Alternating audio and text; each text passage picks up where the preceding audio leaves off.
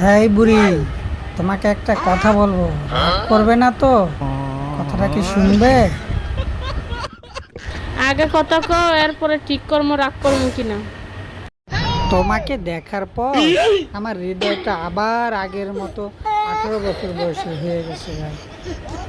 আয়নায় চেহারা দেখছো? চুল 4টা, দাঁত 3টা। প্রেমের জন্য চুল আর দাঁত লাগে না, লাগে নরম একটা মন। তোমার মন তো নরম, কিন্তু হাঁটু তো শক্ত না। হাঁটু কটকট করুক, কিন্তু তোমার জন্য আমি দৌড়াতেও পারি। গত সপ্তাহে মুরগি ধরতে গিয়ে পড়ে গেলে। ওটা তো ছিল অনুশীলন, আসল দৌড় তো তোমার জন্য। আচ্ছা, আমাকে বিয়ে করলে খাওয়াবে কি? সকালে চা বিস্কুট, দুপুরে ভাত মাছ, আর রাতে তোমার পছন্দের রান্না। ও মা, রান্না করবে কে? কেন, পাশের হোটেল থেকে নিয়ে আসবো, রান্না তো তারাই করবে।